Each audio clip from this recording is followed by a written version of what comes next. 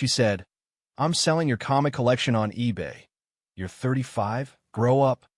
My collection was worth $47,000 and included issues from my late father. I said, "Please don't." She did it anyway. Then I contacted every buyer, explained they were stolen property, got them returned, and pressed charges. When the police showed up at her door, original post, I, 35 male, have been collecting comics since I was 7 years old. It wasn't just a hobby. It was the primary language I spoke with my father. He was a blue-collar guy, worked HVAC his whole life, but every Wednesday, he'd come home with a stack of single issues. We didn't have a lot of money, but we had Marvel. When he passed away from a heart attack 4 years ago, the collection became the physical embodiment of my memory of him. I'm talking about long boxes filled with a mix of dollar bin readers and some serious keys. Giant-size X-Men #1, a high-grade Hulk #181, and a nearly pristine run of the Amazing Spider-Man from the late 200s. I had them insured. I had them cataloged. I treated them like the asset class they are. The total appraised value for the insurance rider was just north of $47,000. I've been living with Vanessa for 2 years. Our lease is in my name because her credit score is roughly the same temperature as a bleak winter day in Alaska. Vanessa has always been tolerant of the collection. She called it my paper dolls or nerd hoarding, but since I kept everything neatly organized in a custom shelving unit in the spare room, which I pay extra rent for, she didn't say much. Or so I thought. Lately, she's been dropping hints about elevating our space. She watches those home renovation shows where a couple knocks down walls to create an open-concept barn for no reason. She wanted the spare room to be a mindfulness sanctuary or a guest suite for when her judgmental mother visits. I told her no. That room is my office and archive. I pay the majority of the bills. I get the spare room. That was the boundary. Last Tuesday, I came home early from work. I work in logistics, and we had a system outage, so I clocked out at 2 p.m. I walked into the apartment, and the silence was heavy. Usually, Vanessa is blasting true crime podcasts while she works. She sells essential oils and lifestyle coaching on Instagram, which nets her about $200 a month. I walked down the hall to put my bag in the office, and I froze. The door was open. The custom shelving unit, the one I built with my dad, was empty. Not just rearranged. Empty. The 25 long boxes were gone. The slab graded. Issues I kept on display were gone. The walls were bare. In the middle of the room, there was a beige yoga mat and a potted fern that looked like it was already dying of embarrassment. I felt the blood drain out of my face. It was a physical sensation like the floor had dropped out. I walked into the living room. Vanessa was sitting on the couch, scrolling on her phone, sipping a glass of Pinot Grigio. She looked up and smiled, a tight, satisfied little smirk. "You're home early," she said. "Did you see the Zen Den? It looks so much bigger without all that clutter." I stared at her. My brain was trying to process the visual information. "Vanessa, where are the books?" She waved her hand dismissively, not even looking up from her screen. "I handled it. You've been saying you need to grow up and get serious about our future. You're 35, Arthur. It's embarrassing to have a room dedicated to children's drawings." So I listed them. "You listed them?" My voice was barely a whisper. "Listed them where?" "eBay," she said, popping the P like she was proud. "And Facebook Marketplace for the heavy boxes. I priced them to move. I figured if we get a couple of grand, we could put a down payment on that venue for the wedding. We aren't engaged. I haven't proposed." "Vanessa," I said, my voice shaking. "Those books are insured for $47,000. Did you sell them?" She rolled her eyes. "Don't be dramatic. They're old magazines. And yes, they're selling like crazy. My phone has been blowing up all day. I already made like $2,000. I packed them up, and the UPS guy picked up the first batch an hour ago. I felt like I was going to vomit." She sold $47,000 worth of assets for $2,000. "Show me," I demanded. "Show me the account." She huffed, standing up. "You are being so ungrateful." "I did the labor. I took the pictures." She shoved her phone in my face. I looked at the screen. My heart stopped. She had created a new account called Nessie Cleanup. There was my dad's Hulk #181. The first appearance of Wolverine, a book I spent 3 years paying off, listed for buy it now at $500. It had sold in 3 seconds. The giant-size X-Men sold for $300. She had listed box of Spider-Man for $100. That box contained the first appearance of Venom. "You stole from me," I said. The calm in my voice terrified me. It wasn't peace. It was the eye of storm. "I didn't steal," she screeched, her face turning that blotchy red she gets when she's challenged. "We live together. It's community property. I'm doing this for us. For our future.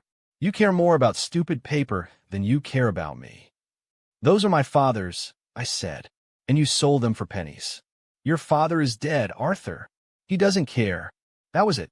That was the moment the relationship evaporated. It didn't end. It was incinerated. I didn't yell. I didn't throw things. I walked to the bedroom, packed a bag, and grabbed my laptop. "Where are you going?" she asked, following me, looking suddenly unsure. "We have dinner reservations at 7. "I'm going to a hotel," I said. "Do not contact me." "You're leaving me over comic books?" She laughed, a high-pitched, nervous sound. "You're pathetic. You'll be back tomorrow when you realize how stupid you're being."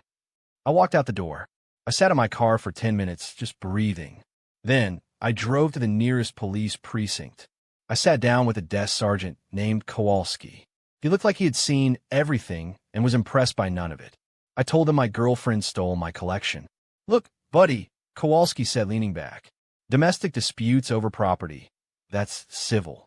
You live together. Unless you have proof of exclusive ownership and value. The courts handle that. Not us. She says it's hers. You say it's yours." "It's he said, she said." I reached into my bag and pulled out a binder. My dad taught me to be organized. Inside was the insurance policy from State Farm, the specialized rider for collectibles, the appraisal from certified grading company dated 6 months ago, and the itemized inventory list with serial numbers for the slab books. "The total insured value is $47,450, I said. She took them without my permission and sold them.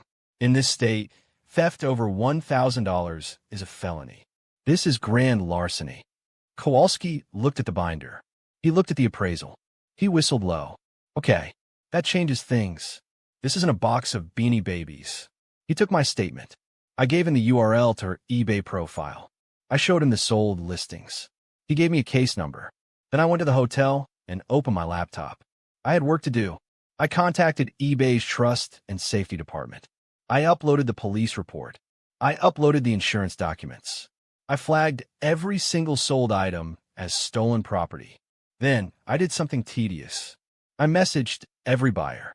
Since the transactions were fresh, I could use the contact buyer feature on some or see their usernames. Message: "Hello. I'm the legal owner of the item you just purchased from Nessie Cleanup. This item was stolen from my home today. A police report has been filed, case hashtag 899-22B. eBay has been notified.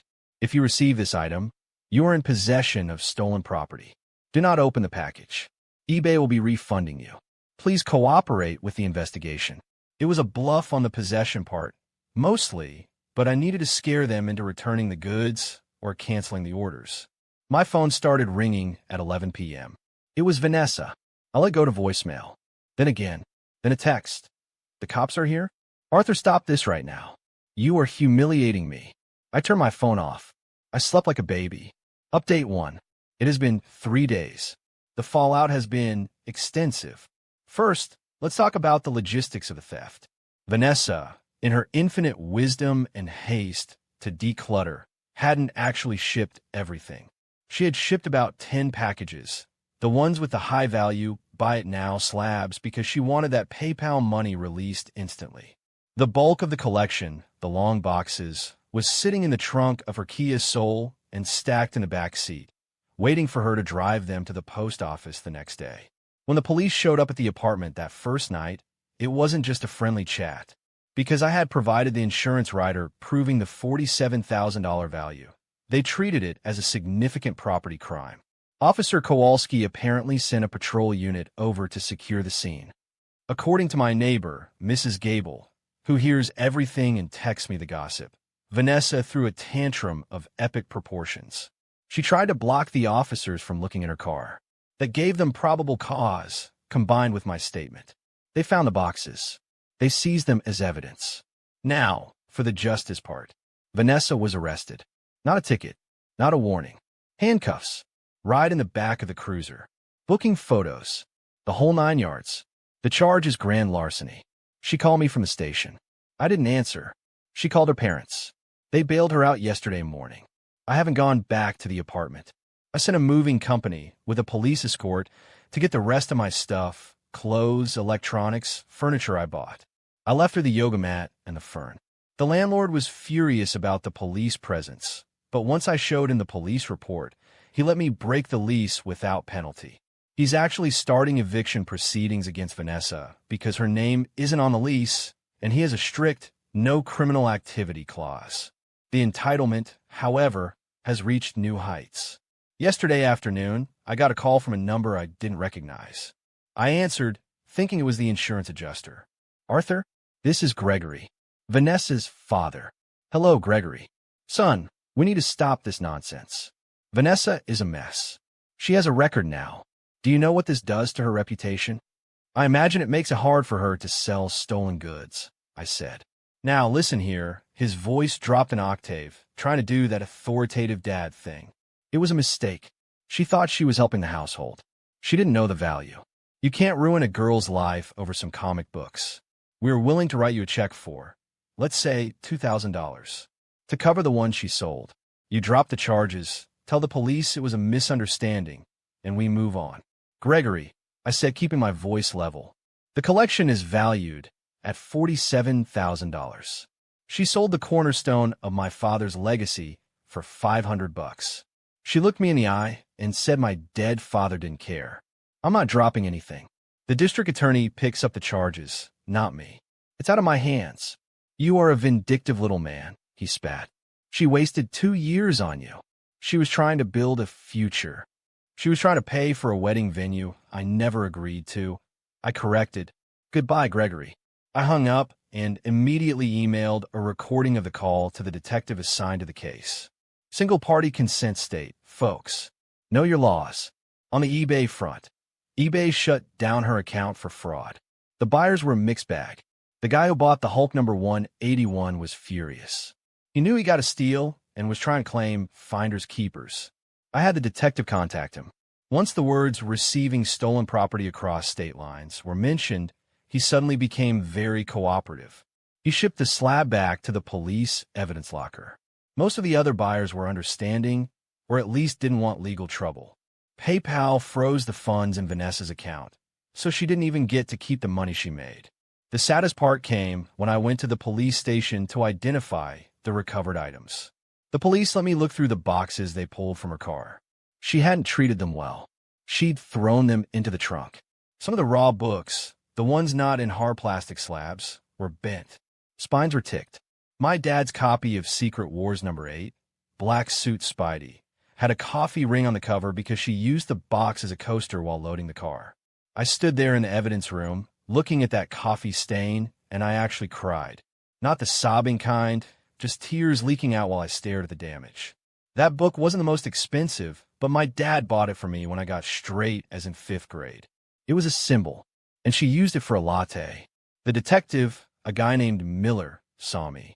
He didn't say anything, just handed me a tissue. We'll get the restitution added to the plea deal, he said, for the damage. I don't want the money, I told him. I want her to understand that she can't just erase people. Miller nodded. She's facing 1 to 3 years. She'll understand. I'm currently staying at an extended stay hotel. I blocked Vanessa on everything, but she's finding ways. She Venmo'd me 1 cent with the caption, "Please, Arthur, I love you, I'm sorry, I'll do anything, just tell them stop." I screenshotted it and sent it to Miller. Violation of the no contact order. I'm not backing down. Update 2. It's been 2 weeks. The legal wheels turn slow, but they grind exceedingly fine. Vanessa's arraignment was Tuesday. I didn't have to go, but I went. I sat in the back row. She looked diminished. She wasn't wearing her usual boss babe athleisure. She was in a gray suit that didn't fit, looking pale. When the judge read the charges, grand larceny and trafficking stolen goods, because of the online sales, she actually wobbled. Her lawyer is a family friend of theirs, a real estate attorney who clearly doesn't do criminal defense often. He tried to argue for dismissal based on implied consent because we cohabitated. The prosecutor, a sharp woman who told me she collects vintage vinyl and totally gets it, shut that down instantly. She produced the text messages where Vanessa admitted to sneaking around to do it while I was at work, and the grow up comment which proved malicious intent to deprive me of property. The judge denied the motion to dismiss. Bail was set at $10,000. Her parents paid it. But here is where the find out phase really kicks in. Since Vanessa has a pending felony charge involving theft and fraud, her lifestyle coaching gig hit a wall. Apparently, the platform she uses to host her courses has a clause about trust and safety. Someone, not me, honestly, probably one of the angry eBay buyers who didn't get their refund fast enough, reported her. Her account was suspended. And the landlord? He followed through. He served her with an immediate notice to vacate due to illegal activity on the premises. She had 72 hours to get out. I went back to the apartment one last time with the movers to get the last of my furniture. She was there, packing. Her mom was with her. The atmosphere was toxic. Her mom, a woman named Sharon who wears too much turquoise jewelry, cornered me in the kitchen while I was disconnecting the coffee maker. "You're ruining her life over comic books," Sharon hissed. "She's your partner. You're supposed to protect her." "She stole $47,000 from me, Sharon," I said, checking the water reservoir to make sure I wasn't leaving anything. "And she damaged things my father gave me. I'm protecting myself. It's just stuff," Sharon yelled. "People are more important than stuff. Respect is more important than stuff," I countered. "Trust is more important than stuff." She threw both of those in the trash so she could have a beige living room. Vanessa walked in then. She looked tired. "Arthur, please. I can't have a felony. I won't be able to get a real job. Just tell the DA you made a mistake. Say you gave me permission but forgot. Please. I'll pay you back every cent." "You don't have $47,000, Vanessa," I said. "And you can't pay me back for the coffee ring on Secret Wars. You can't pay me back for the fact that I had to call the police on the woman I slept next to." She started crying. "I was just trying to fix us. You were so obsessed with those boxes. It was unhealthy. And now you're obsessed with court dates," I said. "Is that healthier?" I walked out. I didn't look back. The funniest/saddest part? I found out from the landlord that after I left, they tried to pry the Nest thermostat off the wall because Vanessa paid for half of it. They broke it. The landlord is adding the cost of the repair to the damages lawsuit he's filing against her for the lease violation. I've recovered about 90% of the collection. The police released the boxes from the trunk back to me. The Hulk number 181 came back from the evidence locker yesterday. The case is cracked, but the book is safe. I'm going to have to get it re-slabbed, which costs money and risks the grade dropping, but it's home. There are still about 5 books missing, sold to buyers who ghosted or claimed the package was lost. Total loss around $4,000. My insurance company is cutting me a check for those. And guess what? The insurance company is also suing Vanessa to recoup their payout. She's fighting a war on 3 fronts: the DA, the landlord, and State Farm. And she's doing it from her childhood bedroom in her parents' house. Update 3, final. It's been 4 months. The gavel has fallen. We didn't go to trial. Vanessa's lawyer finally realized that going in front of a jury with the evidence we had, the texts, the confession, the sheer value of the theft, was suicide. They cut a plea deal. She pleaded guilty to 1 count of felony attempted grand larceny.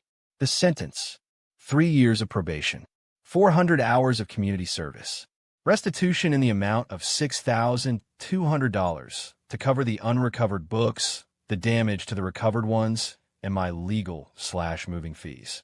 Mandatory anger management and impulse control counseling. She legally has a felony record now. In our state, you can petition to have it expunged after 5 years of good behavior, but for now it's there. Whenever a potential employer runs a background check, it pops up. I saw her at the final sentencing hearing. She didn't look at me. She looked at the floor. When the judge asked if she had anything to say, she mumbled, "I just want this to be over." The judge, an older guy who looked like he'd handled 1,000 domestic disputes, leaned over the bench. "Young lady, You wanted it to be over when you sold a man's legacy for pocket change. Now, you have to live with the fact that actions have echoes. You don't get to decide what matters to other people. It was a nice moment, not a movie moment. No applause. Just a quiet confirmation that I wasn't crazy for caring. The restitution is being garnished from her wages. She got a job working the front desk at a gym, one of the few places that didn't care about the theft charge, I guess. Every month, I get a check for $150. It'll take her years to pay me off. I set up a separate account for it. I'm using that money to buy books to fill the gaps in the collection. I bought a new copy of Secret Wars #8 last week, a 9.8 grade. It's beautiful. I put it next to my dad's copy, the one with the coffee stain. I kept the stain one. It's part of the history now. A reminder. My life is quiet. I bought a small house, just me, no roommates, no community property. I turned the second bedroom into a library. I installed a deadlock on the door. Not because I'm paranoid, but because I've learned that boundaries need physical enforcement sometimes. I'm dating again, casually. A nice girl named Elena. On our third date, I told her I collect comics. She didn't roll her eyes. She didn't tell me to grow up. She said, "Oh, cool. Like the movies or the vintage stuff?" "Vintage," I said. "My dad and I collected them." "That's sweet," she said. "You must have some cool stories about them." I smiled. "Yeah, I have a few stories." Vanessa texted me one last time, the day after sentencing. "Vanessa, I hope you're happy. You chose paper over a person." I didn't reply. I didn't block her immediately, though. I let the message sit there while I looked at my shelves. The colors of the spines were vibrant in the afternoon sun. The smell of old newsprint and mylar was thick in the air. I didn't choose paper over a person. I chose respect over disrespect. I chose my father's memory over her narcissism. I deleted the text. I picked up a book, and I started reading. The luxury of success. But some of these habits I adopted long before, actually. The hostile email autoresponder started a long time ago. I used to own the domain. I let it go. Don't do coffee.com. I don't do coffee.com. I used to reply from that email just so people would get the point. But I stopped being rude about it. Now I just ghost. I just disappear. My wife knows not to ever book or schedule me for anything. I'm not expected to go to couples dinners. I'm not expected to go to birthdays. I'm not expected to go to weddings. If somebody tries to rope her into having me show up, she says he makes his own decisions. You got to ask him directly. What about and vice versa? Are you not killing serendipity in a way there? No, I'm freeing up all my time, so my entire life is serendipity. I get to interact with whoever I want, whenever I want, wherever I want. So you'll hear the invite, but make the decision? Because if there's fewer things incoming, you're assuming that you know what's best for you all the time. I don't commit to anything in the future. So I'll say, okay, if that thing is interesting, I'll see if I can get in that day when I'm in the mood. But there's nothing worse than something coming up that your past self committed you to, that your present self doesn't want to do. God damn it, past and then Naval. and then it destroys your entire calendar. It destroys your day because there's like, oh, this 1 hour slot, which is sitting like a turd on my calendar that I have to like schedule my whole day around. I can't do anything the 20 minutes before, the 20 minutes afterwards. Yeah. Even for phone calls, if someone wants to do a phone call, say, okay, just text me when you're free. I'll text you when I'm free and we'll just do it on the fly. It's a much better way of living than this overly scheduled, cal.com or iCal, whatever. Well, is that the overscheduled life is not worth living? It's not. I think it's a terrible way to live life. That's not how we evolved. It's not how we grew up. It's not how we were as children, hopefully, unless you have a helicopter parent or a tiger mom. Your natural order is freedom. I had a friend who said to me once, I never want to have to be at a specific place at a specific time. And I was like, oh my God, that's freedom. When I heard that, that changed my life right there. You still alarm clockless? Yes, I'm alarm clockless. Today I did set my alarm clock just so I wouldn't miss Very this. important. Yeah, if you but just so you know, I set the alarm clock from 11 a.m. in case I was stricken with the flu and slept in. I wasn't going to set my alarm clock for 8 a.m. or 9 a.m. And sure enough, I got up many hours before that. Yeah. But it was sort of a backup emergency alarm. In fact, sometimes when I have something that I need to do, I don't want to look at a calendar, so I'll just set an alarm for it. Just sink a little bit more into that, like kind of like that fuck you energy, that self-prioritizing energy, because I think people rationally love the idea of this. I'm going to do what only I want to do even if they've got the level of freedom. It's not fuck you energy in the sense that I think everyone should live their life that way to the greatest extent possible. Obviously, we have our requirements around work and obligations that are genuinely important to us, but don't fritter away your life on randomly scheduled things and on things that aren't important, don't matter, and events and weddings and tedious dinners with tedious people that you don't want to go to. To the extent you can bring freedom into your life, optimize for that, you'll actually be more productive. You won't just be happier, more free. You will be more productive because then you can focus on what is in front of you, whatever the biggest problem of that day. When I wake up in the morning, the first 4 hours are when I have the most energy. And that's when I want to solve all the hard problems. And the next 4 hours are when I kind of want to, do some more outdoorsy activities, or I want to work out, or maybe I can, have some meetings, but I'll try to do those last second based on whatever the day's priorities demand. The last 4 hours, I kind of want to wind down. I want to hang out with the kids and I want to play games or read a book or something like that. So having that flexibility and freedom is really important. So you can just put whatever is most needed